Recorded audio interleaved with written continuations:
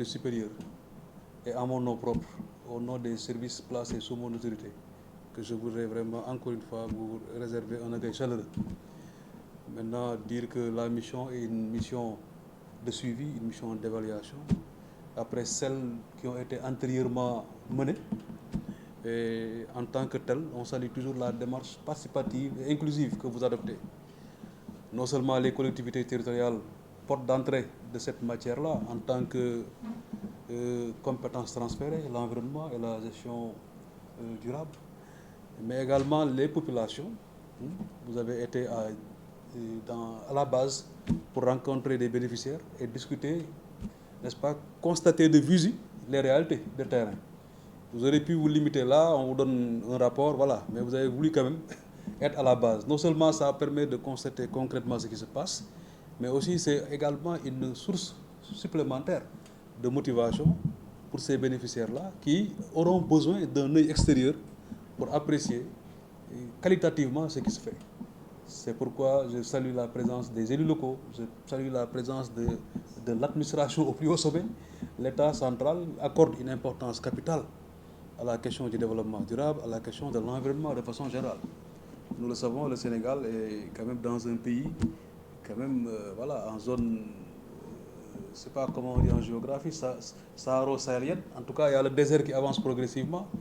Depuis longtemps, des programmes de cette nature ont été initiés. On se souvient encore du PFIE, programme de formation et d'information sur l'environnement.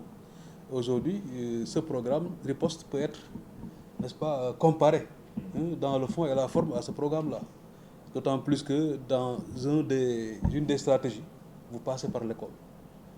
Et cela aussi recoupe une préoccupation essentielle de l'État sénégalais, puisque l'État accorde une importance capitale à l'éducation environnementale et au-delà à la sécurisation des écoles, en mettant des arbres ombragés, en contribuant à embellir nos écoles. C'est également une façon de contribuer fortement à la propreté et à la sécurité de l'école. Cette année même, la sécurisation de l'espace scolaire à l'intérieur des établissements et même aux alentours a été le thème central de la semaine de l'éducation de base que nous avons célébré ici même à Niakhar. Nous avons aussi célébré à Niakhar la journée de l'arbre. Nous sommes en train de suivre Riposte.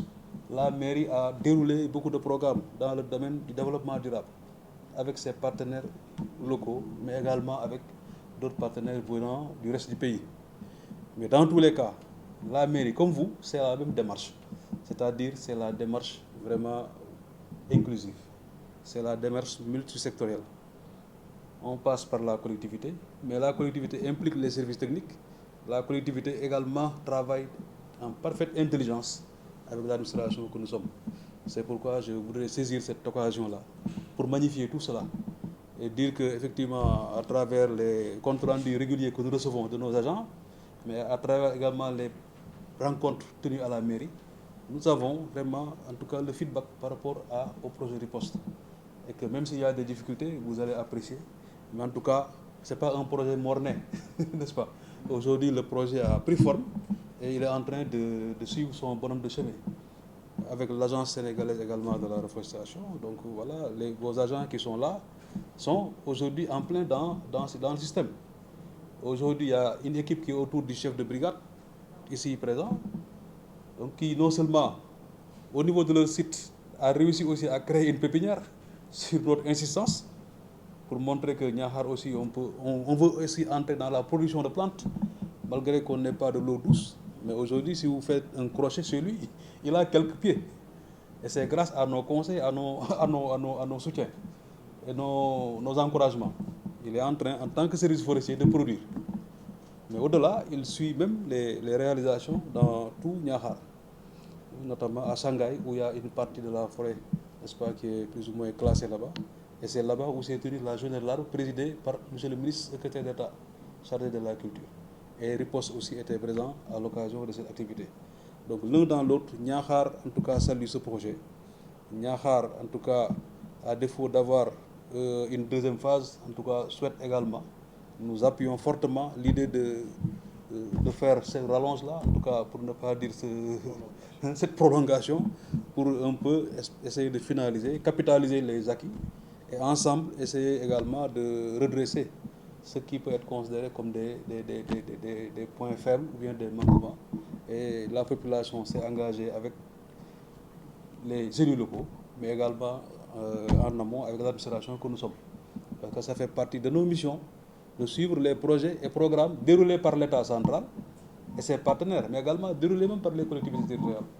C'est pourquoi même si on nous dit merci parce que vous avez fait, on dit ok, non, c'est notre job. On doit suivre les projets et programmes. Nous sommes là pour rendre compte à tout le gouvernement, et plus particulièrement au ministre de l'Environnement. Si aujourd'hui le ministre nous appelle directement à Niakhar, est-ce que Riposte est venu là-bas? Mais je dois pouvoir témoigner pour dire que Riposte est venu en forte délégation voilà, c'est aussi, ça fait partie de notre job. Et donc, on ne peut pas rendre compte si on ne maîtrise pas l'objet même du compte rendu. C'est pourquoi nous saluons vraiment les efforts fournis par les acteurs à la base, mais les partenaires techniques, les partenaires financiers, les collectivités territoriales. Et vraiment, nous souhaitons encore une bonne continuation pour ce projet-là, afin que des projets similaires puissent vraiment suivre au profit et pour le bonheur exclusif de nos populations. La régénération de nos écosystèmes, on en a besoin, puisque Fatick, Niakhar en partie, est vraiment souffre de la salinité de ces terres, d'une forte dégradation. Mais aujourd'hui, avec les conseils des services techniques et des projets similaires, bon, on est en train de, petit à petit, de renverser la tendance. Et vraiment, nous saluons vraiment la mission et nous serons vraiment très contents de lire les rapports définitifs qui seront établis afin que nous aussi nous puissions vraiment capitaliser les points forts pour d'autres projets de cette nature-là. Voilà donc en substance ce que j'avais un peu à dire, en vous remerciant encore une fois et souhaiter plein succès pour les étapes qui restent pour Niakhar, mais également pour les autres localités. Parce que dans le programme, j'ai pu comprendre que vous devez faire aussi Kaolack, je pense, jusqu'à Kaffrine. Et là aussi, c'est toujours dans le même pôle territoire. Hein. Voilà, c'est toujours le Sine Saloum, quoi. Et donc, plus ou moins, certainement, s'il y a même des changements ou bien des nuances, elles ne seront pas aussi fortes. Parce que c'est l'ancienne appellation Sine Saloum. Et voilà, Sine Saloum, bon, ça renvoie de façon écogéographique à certaines notions, quoi. Mais en tout cas, pour Niakhar, vraiment, on est content de vous recevoir. Et, le bassin arachidier, et voilà, on espère que les résultats seront concluants.